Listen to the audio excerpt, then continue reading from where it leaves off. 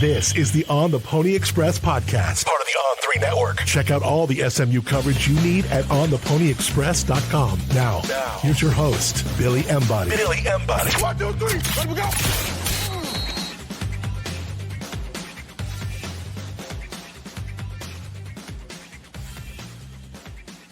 Welcome in, ladies and gentlemen, to another edition of the On the Pony Express podcast. I'm Billy Embody. Thanks for joining us. As always, tons to get to on this edition of the podcast, including the latest on the early rumblings around the SMU search for a new athletic director. We'll kind of set the stage for you as the first full week of the search gets underway, or the open position, however you want to think about that. But first, got to remind you guys that we are presented by our friends at the Thomas Auto Group. Learn about the Thomas Promise today. When you head up 75, visit any of their stores in McKinney, their dealerships, Ford, Subaru, Volkswagen, and mention On the Pony Express and get employee pricing on a vehicle. Whether it be pre-owned or new, visit the Thomas Auto Group today and learn about the Thomas Promise. All right, before we do jump into setting the table really for this athletic director search that is in the early stages still of getting underway, I want to remind you guys, go to ontheponyexpress.com for just $1 for 2 months using our special YouTube code or podcast code, wherever you're listening, using SMU1, that's SMU the number 1, you can get just 2 months of access for just $1. So we touched on a lot of this in some early intel pieces, as well as some early names to know, but we're going to kind of run down a couple things for you guys as far as this search for Rick Hart's replacement and what they're kind of looking for, kind of what to expect. We do have some more of this behind the paywall, of course, at ontheponyexpress.com, but some of the things that are out in the public, at least, or talked about regularly that would make sense to be out there, we'll talk about here. Rick Hart's replacement is somebody that I fully expect, at least in the early goings right now, to be a sitting power conference athletic director. And that doesn't mean if they don't get a sitting power conference athletic director that the search is a failure. I mean, there is a great list of names that are under the radar or kind of up and coming or highly well respected in the group of 5 ranks, or kind of a unique position that somebody might be in. But there is that sentiment that looking for this replacement is somebody that needs to be very well versed and experienced and known and networked well within the power conference community. And in specifically, and this doesn't mean it be a Big Ten or SEC AD, but somebody that it's going to help SMU be on the right side of the whatever change that eventually comes in college athletics in the future. And that's what really this hire is about. You have a group of facilities that I think don't really necessarily need anything else. You know, Ford Stadium needs to be touched. That's something that's going to be coming in the years to come, and is going to be a part of making sure SMU is viewed as a school that needs to be on the right side of anything else that comes in realignment. And that will ultimately need to happen. I mean, Bill Armstrong talked about it, and I think David Miller too, to an extent. But when we had our pod with them, they said, you know, you do the kitchen and it looks great and everything like that. Well, you need to do your master bath, or you need to do your this, you do that. The experience of seeing all the different stadiums this year in the ACC, and then seeing what Gary Weber End Zone Complex did for Ford, showed SMU that, okay, all right, we've got to do the rest of this and really bring it to life with an expansion and a tweaking of the way Ford is and all that stuff. That's a different discussion for a different day. But that is, at least in my opinion, looking at everything, that's kind of the only thing that needs to be done long term. You have Moody, which is still just beautiful. You have the new tennis complex. You have the new swimming and diving. You have the golf course. You have Washburn Stadium. You have all these different facilities that are done and in good position. You know, Crum has gotten an update from what I understand. So you have a very strong base of facilities. You have Armstrong Fieldhouse, of course, as well. You also have a relatively good situation coaching staff wise. You don't need somebody that right now is going to need to go knock a hire out of the park. They're retaining good coaches. They have Rhett Lashley. They have Andy Enfield. They have, a lot of the non-revenue sports, in the right direction. They're, who knows? Toya Wilson, probably a big year for her next year. But you don't necessarily need that.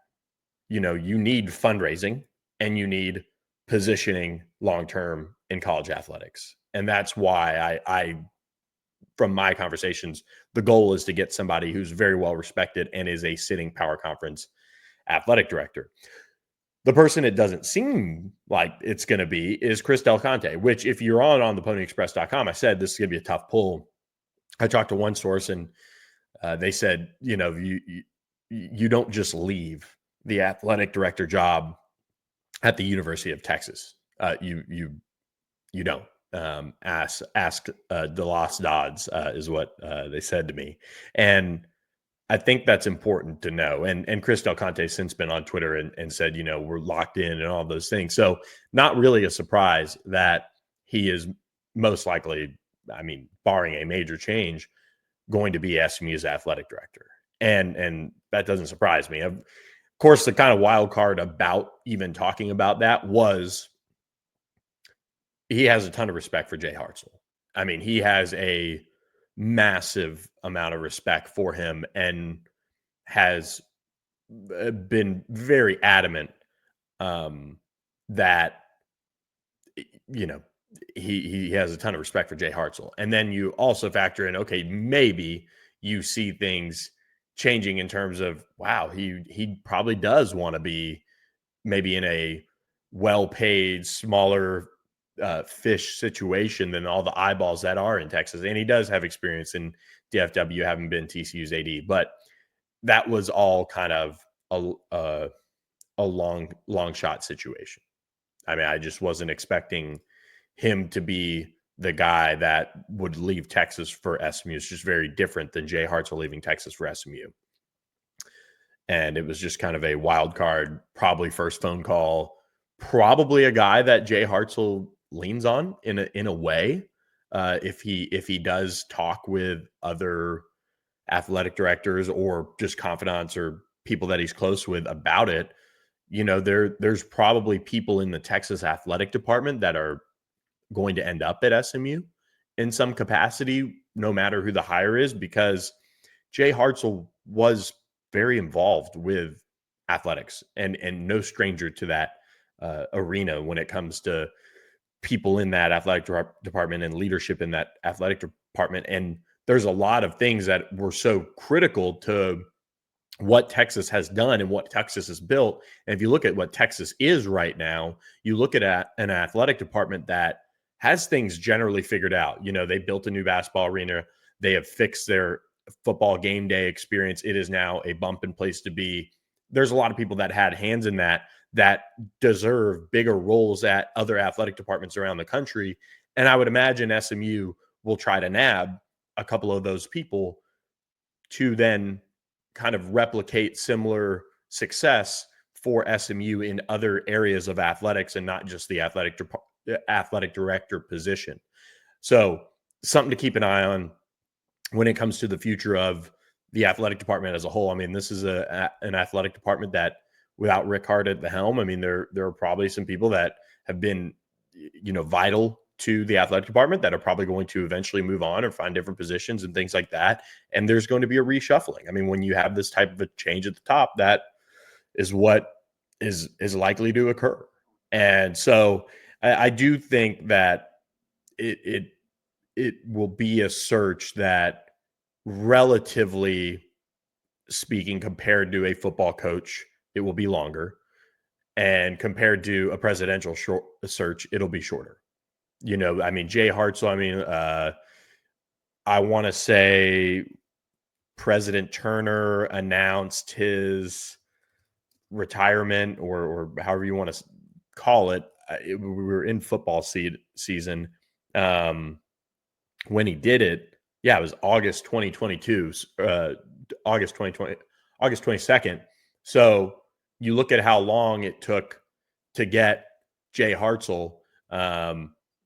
It was January January. So months, really. I guess that would put it at right around 4 to 5 months. I don't think that's how long it's going to take for an athletic director to be named at SMU. I would even add that I would say within 4 months, you would hope that they are already on the job.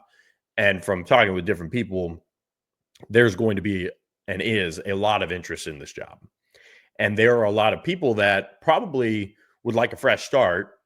And we talked about some of that on the message board with some of the early names to keep an eye on. But there are also people that make a lot of sense nationally that would probably do better at an SMU and the current environment that the school is in when it comes to monetary support, when it comes to having a terrific president coming in, when it has all the momentum in the world of what has happened over the last really year and a half with SMU.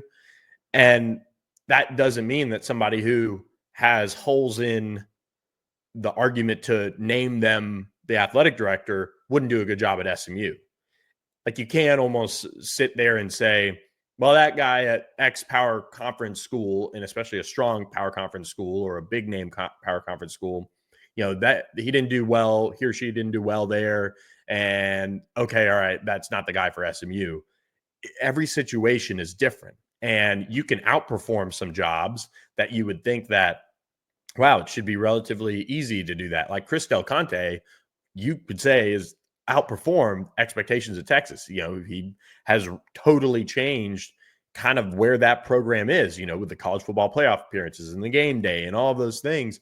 Those are really important that those have been done. And that is something that I think you almost couldn't quantify when he was able to get that done and get it across the finish line and get it in a good situation. So there are athletic directors across the country that you might think, wow, that would be a good hire. But behind the scenes, people that cover the athletic director type of searches and people that cover the landscape of college athletics on a more day-to-day and more involved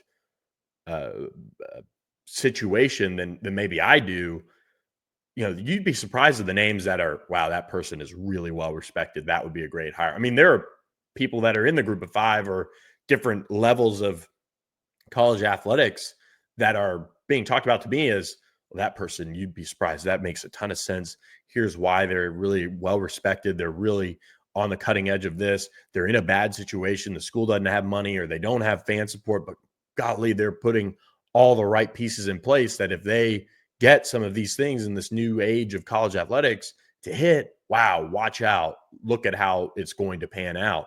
So I think that's important to really note is like on paper, when SMU hired Rick Hart, for example, I mean, a really well done hire. I mean, all the lineage behind, his family, all of the things that he had going for himself. He had been at some big schools. That was really, and Rick Hart's hire, I mean, at the time was a great hire for SMU, and it worked out very well. Like, look at where SMU is, regardless of how they have done some certain things to get to certain levels of their present standing in college athletics. This hire, though, I go back to, I just get the feeling that they're going to go with somebody who is an experienced power conference athletic director. And what that looks like right now, it's too early.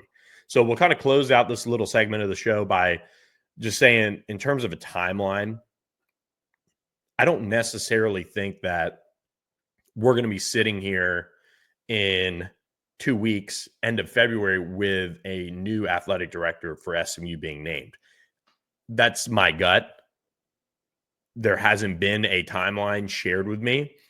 I just know from my early conversations that the timeline is going to be sooner, most likely, unless things don't, for whatever reason, go well, that this timeline would have the athletic director in place probably before Hartzell takes formal office. And the reason is that there's so much to do for SMU, and there's so much momentum that every day that you don't have somebody leading that charge and capitalizing on it, that's something where you're losing valuable time and you're losing valuable opportunities to take advantage of where SMU is and where SMU also wants to go. So I think that's all kind of important to note.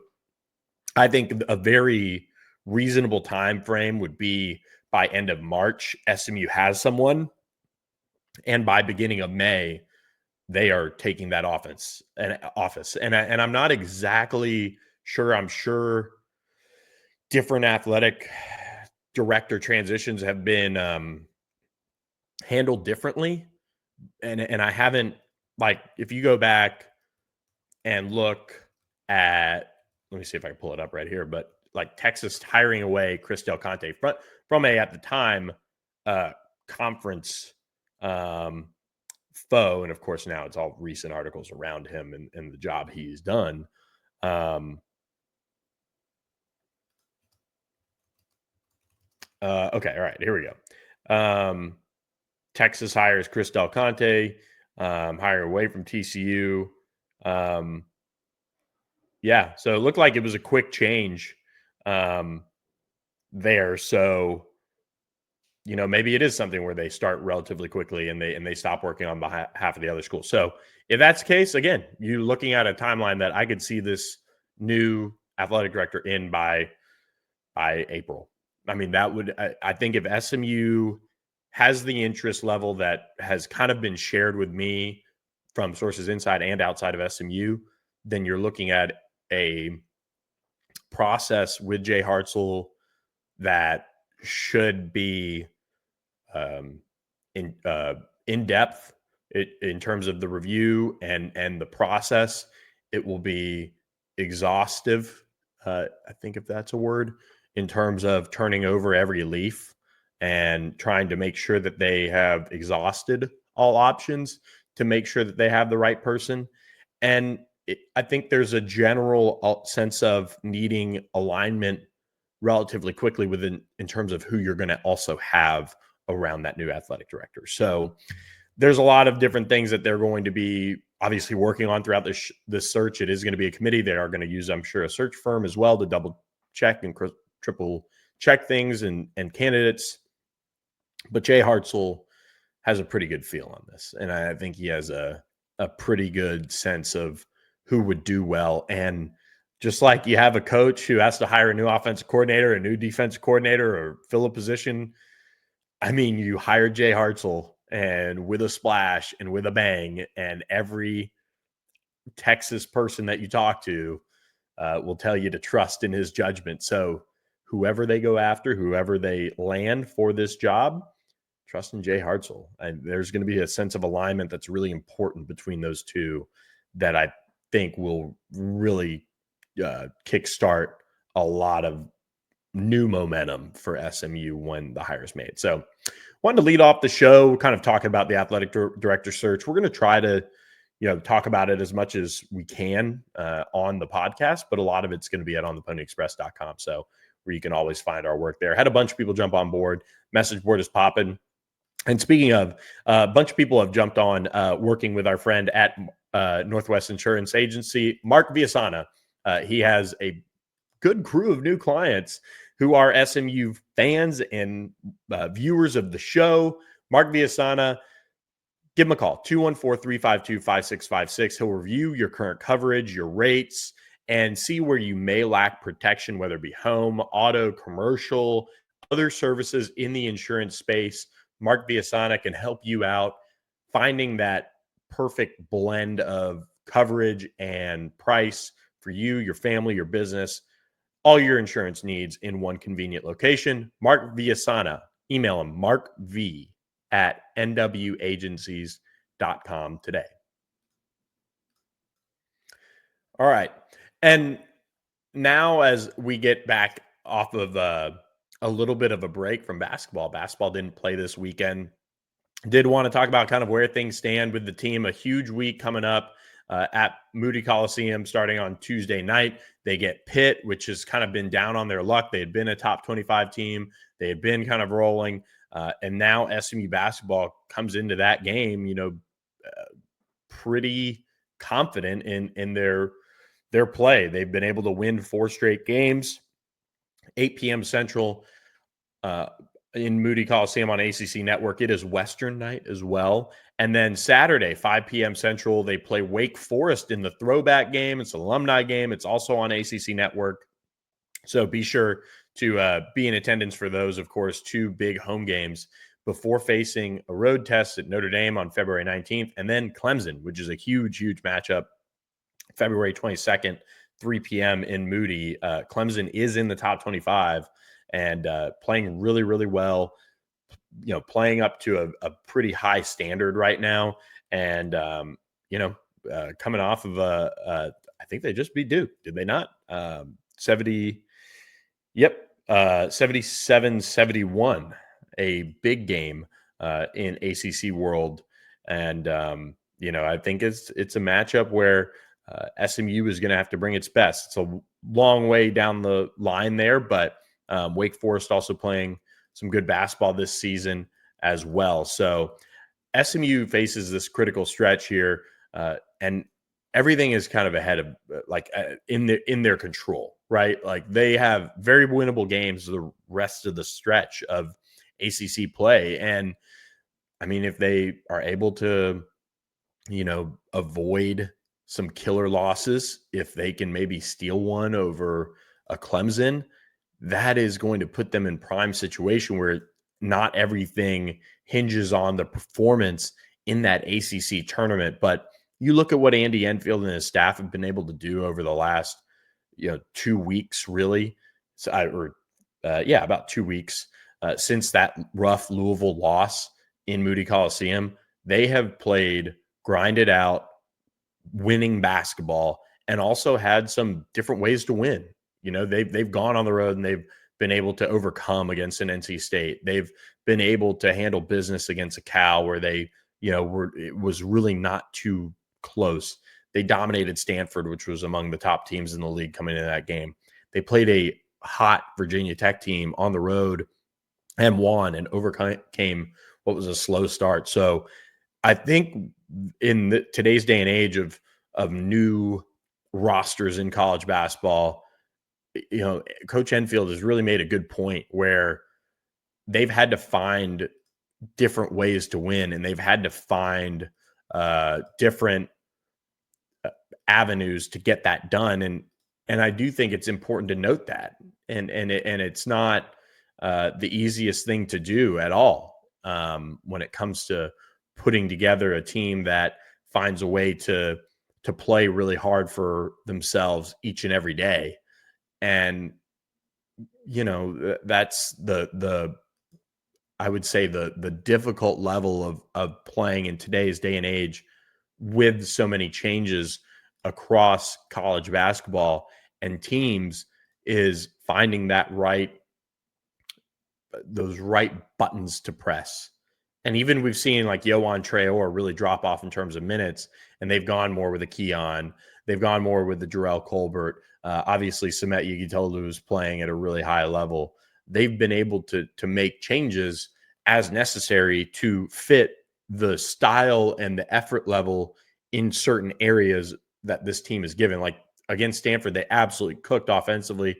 That was not a good Stanford team. They have, of course, Maxime Renaud, who got a fair share of points, but nothing crazy. They just were able to shut down everything else on that team, but they just absolutely exploded offensively and kind of rode that to the win. Whereas you get into a game like Virginia Tech, still played really well offensively. I felt like 81 points, give up 75, but you really were able to stifle them at certain points.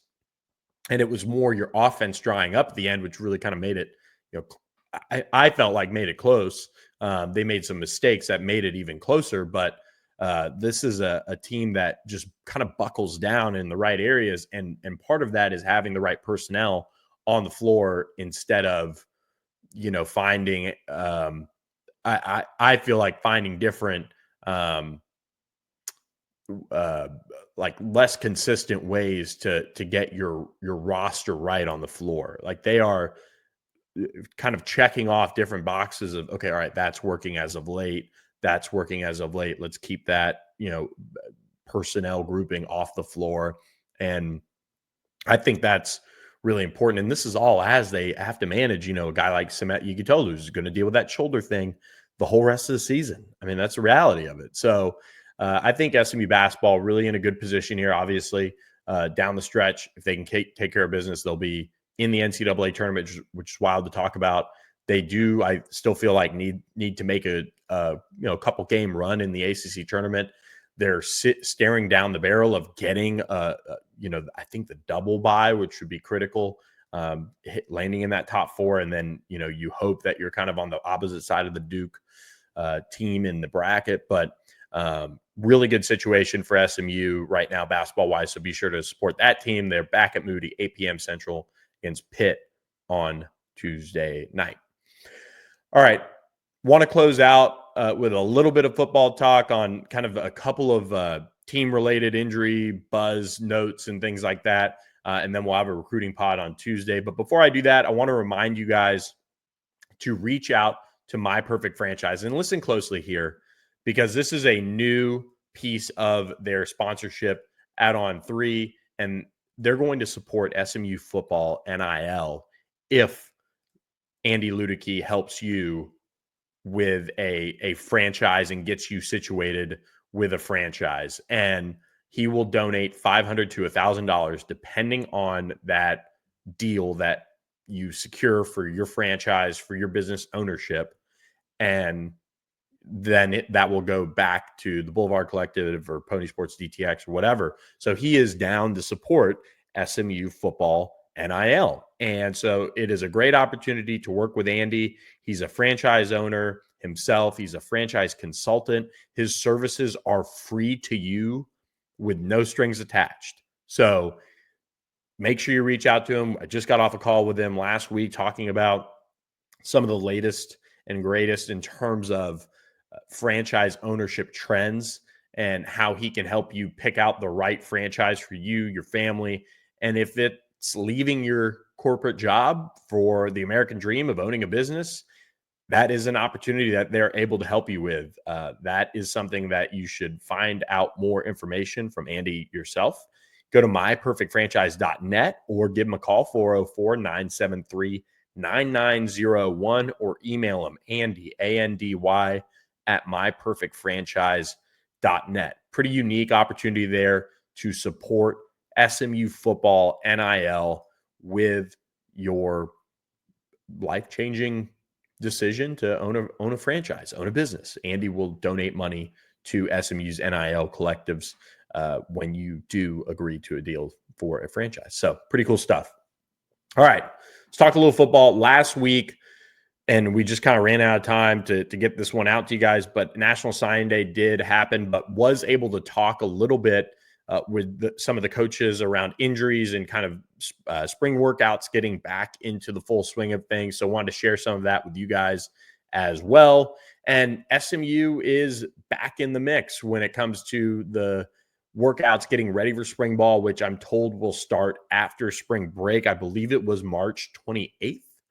So a later starting spring ball for SMU this year. Part of that, from my understanding, is just kind of how the calendar best laid out to accomplish what they want to for spring ball. But I do think with the transfer portal window stretching into April there, I'll have to look up what the exact dates are. If you're SMU, you want to maybe have your spring ball going a little bit later and putting that, April 16th through the 25th is a spring window. So in theory, if you start on the 28th, you could run practices and end your spring ball after the portal window ends. So something to keep an eye on there with the timing of things. I'm not sure if they're going to have a spring game. That's something that they're still working through. We know that the spring game has generally been, over the last few years, kind of a glorified scrimmage. It's not broadcast. I don't know if the ACC network is going to have a hand in changing that or making a change in terms of what the expectation is now that SMU is fully in the ACC. But we'll keep our ears to the ground as they kind of formalize their plans. But lots of good stuff coming at ontheponyexpress.com when it comes to what the coaches have going on and what the coaches in terms of plans for their players and plans for the team, what they have going on in that space. I'm really excited. We got a bunch of exclusive content. Both myself, Dean Roski, Kevin Lonnquist, all have a bunch of content planned around that. So really looking forward to that as we get it. We got a chance to do our usual sit down with the SMU coaches and talk with them about what their signees, both high school and transfer players are like, and kind of how they see them fitting in. And a lot of interesting tidbits that I'll share with you guys. We do have the full press conference with Rhett Lashley up on our YouTube channel if you haven't gotten a chance to watch that. But with SMU, I think the big thing for me is looking at the wide receiver group. And this is where things are going to be very interesting as a whole, because you have a wide receiver room that needs some really instant impact players to step up. And Rob Likens and I sat there for about 10 minutes and talked about his signees and just what he expects from them. And right off the bat, it's kind of interesting. You have Dalen Singleton, the highly touted 4-star wide receiver out of DeSoto High School. He told me he expects him to start out on the outside. And I thought that was interesting just from the standpoint of you have a guy who is not, I think this is kind of a misconception a little bit when it comes to Dalen Singleton and what he is height and weight wise. I think there's a little bit of a misconception that he's like 5'8". He is not. I mean, he and I are right around the same height, and I'm 5'11", whatever you want to call it, officially listed. But his speed and his lateral quickness is what Rob Likens envisions helping SMU create explosive plays on the outside. And that's something that this team desperately needs when it comes to playmaking on the outside and ability to get off of the press and create explosive plays. So I think that's something to keep an eye on. He's an early enrollee, as is Jalen Cooper. And I tell you what, they're really excited about Jalen Cooper and what he's going to bring to the table for this team. He is going to also get an opportunity to start out, of course, on the outside, and that's kind of more his natural position. That's not a surprise. But really what I was just most intrigued with is Dalen Singleton being on the outside, because he's somebody that, you look at him and you're like, okay, that's easy, competition at the slot right there. But they are identifying different areas that they have to improve and they have to get better at. And one of the things is outside speed. And that's a part of why they went and got Link Rhodes, the junior college wide receiver, who was really the signing day addition for SMU. I believe Link is going to be there this summer, from what I was told. And so he'll get in the summer. He'll have a chance to kind of show off that speed. And with his big body, he was compared to Brandon Ayuk by Rob Likens in kind of a similar fashion of how they found him and how they were able to get him last minute. But if you're Rob Likens and you're dropping a Brandon Ayuk comparison, SMU fans are going to start getting excited, because that guy was an absolute beast for him and continues to be one of the tops in the NFL. So if SMU gets that out of Link Rhodes, look out. And Link played for a team that didn't win a game this year, horrible quarterback play. So he really had to come up with some unique ways to really go through and roll through his film to make sure that was a guy that they felt comfortable with adding. So the most important takeaway I had from my chat with Rob Likens was that at the wide receiver position, you are going to see a group that has a ton of competition at the outside receiver position. And inside, you'll see Dalen Singleton, I think, in the end. And that's just what my gut kind of tells me. But they expect a Randy Reese, they expect a Jackson Lavender, or others to really compete there and show what they're made of in that slot position. And they feel like they can really find out quickly whether those guys are the dudes or not at those spots. And then you have Dalen Singleton, who can do a little bit of everything. And I'll also add, Chris Johnson Jr. is pegged for that running back room, but he could see a little bit of time in the slot with his speed, with his playmaking ability, because you do have a good group of depth at running back, and they really like a Derek McFall. They really like a Jermichael Green, who arrives this summer. They have LJ Johnson coming back. They have some competition, and I think you'll see that room kind of work itself out a little bit in terms of numbers too after the spring. But, you have enough talent and speed and all those things that SMU needs out of the running back room, that if you have to find another way to get somebody on the field, that slot position is one of the ways to do that. So I'm really interested in seeing how that room pans out from just an overall competition standpoint, because hearing Rob Likens talk about moving those two guys into the outside competition, in particular, like I said, Dalen Singleton, that caught me a little bit by surprise, but also just made it apparent to me that they are open to every avenue when it comes to finding out what they have on the outside and if they need to go and get somebody else in the spring. So with that, do want to update one injury. Was talking with Casey Woods, the offense coordinator, talked about RJ Maryland, who's coming back from his torn ACL. It looks like he's going to be limited in the spring if he does anything at all. And RJ, I saw him walking around campus. He didn't have crutches. He didn't have a knee brace that I saw. But what you do have is a player who has taken the recovery process and the body maintenance part of it completely over the top, is kind of how he put it. And this happens a ton with players who have incredible, just gifted talent, where they do a lot of the things that you're asked. They don't necessarily go over the top. And RJ having this injury is something that has completely changed how he looks at body maintenance, getting with trainers, getting treatment, doing all those extra things. So that's a really good report from Casey Woods on RJ Maryland and kind of his recovery. I expect him to see some time at outside receiver in fall camp as well, and see some of the opportunities that he has as a pass catcher to be used in different ways. So that's something to watch, but they're going to be extra careful with him.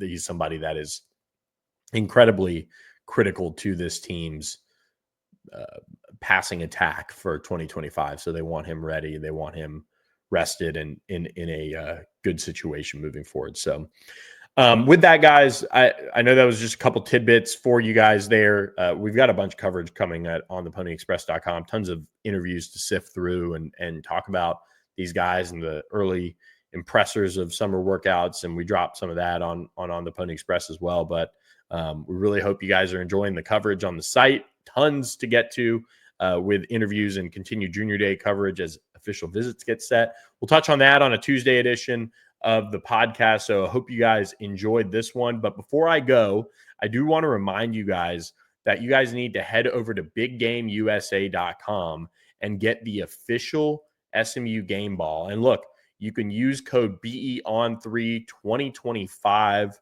to get your discount. So you'll get free shipping. You'll get a discount on the ball. This is the ball that SMU used. And by the way, I might have a couple special editions of the college football playoff ball that we can work through as well. So be sure to be on the lookout for that. And again, use code BEON3 2025 and check them out, biggameusa.com. With that, guys, hope you guys enjoyed this edition of the On the Pony Express podcast. Please hit that like button, that subscribe button, that follow button, notifications, all the things, and head over to ontheponyexpress.com for more coverage of your Mustangs. I'm Billy Embody. We'll catch you next time with another edition of the podcast. Thanks for listening. Thanks for listening to the On the Pony Express podcast with Billy Embody. Follow us on your socials on X at SMU on 3 and on Instagram at on3SMU. And keep it locked to ontheponyexpress.com for more coverage.